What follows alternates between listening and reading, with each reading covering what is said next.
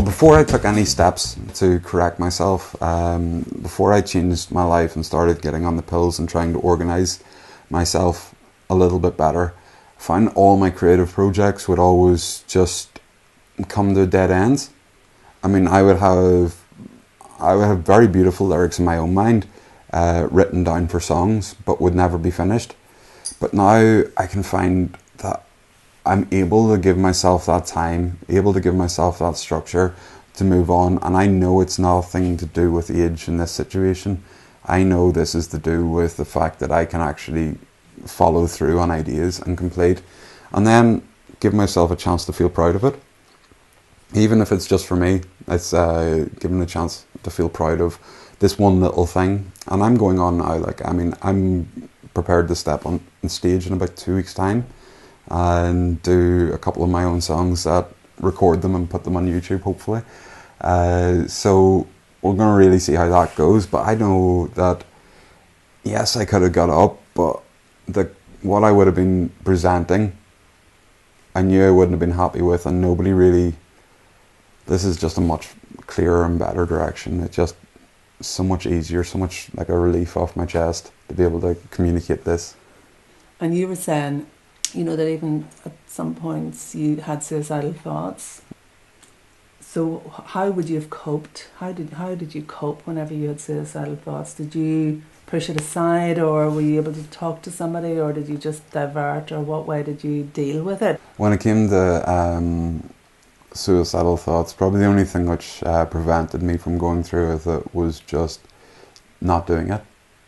And that's pretty much the only thing.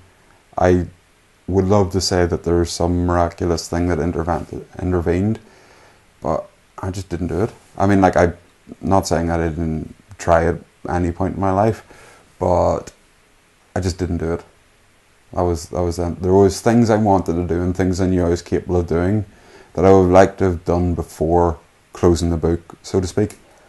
But I don't relate to that person anymore. I don't feel that way anymore, and that's because I gave myself the chance. There was definitely times I have wandered the street thinking about, going to Ashleen Centre or something like this, just to have a wee drop in, to have a talk and not feel comfortable. I know there's times, I remember ringing, Lifeline and stuff. They're great support. They're actually just really good people, and, it's an open conversation, and they're not going to guilt you into anything. They're not going to have anything, and to be honest, they don't even show up in the phone records. So, it's a quick call. I have friends that would actually be regular callers to that. I know myself, I didn't use it very much, but I would have at least have experience with it, and I found that experience very positive.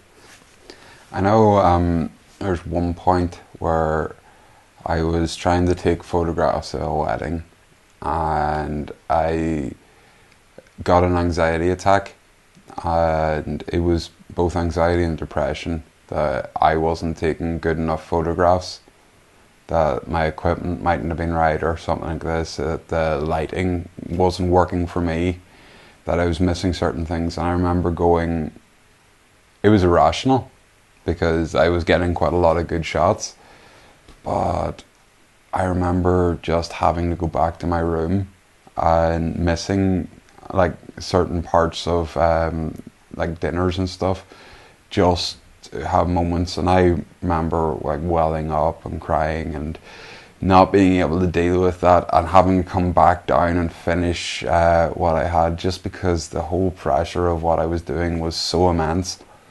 Your emotions toy with you so much.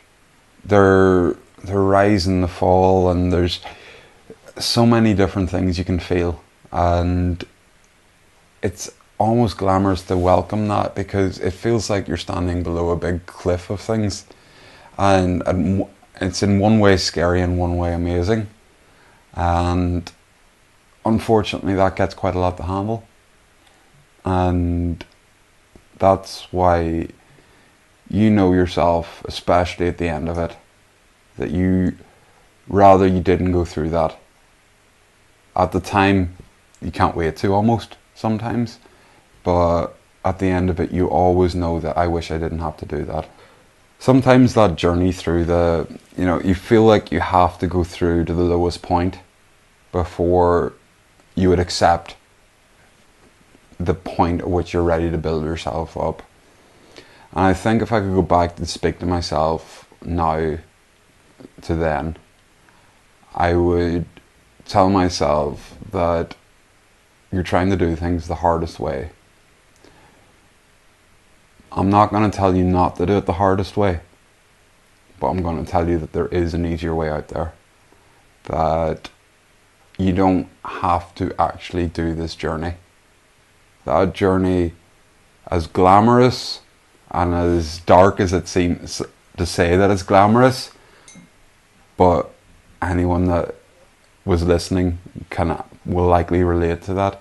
The glamour of just allowing yourself into that sadness to feel over you, that doesn't have to be. Would loneliness have been part of how you would have felt? Or had you enough good friends that you could actually tap into them whenever you wanted? I had some amazing friends around me at all times. I always felt that I was never truly alone. That said, I would always find myself wanting to even push the closest people away. I would pick one or two, usually someone that was maybe even less connected to me, so that I could reach out and have a more personal connection with them. Through whatever reason, I pushed aside regular friends. I would sometimes, just develop a new friendship as in the form of trying to find a different path. But I always had good friends around me. I just felt that I sometimes pushed them away more than I needed to. And now I see, looking back, that I could have. It wasn't healthy for me to do, and it's much more easy to manage my friends, having much truer friendships and being able to maintain friendships for much longer now that I've been able to actually deal with myself and accept myself, and even give myself goals that I know that I'm likely to achieve.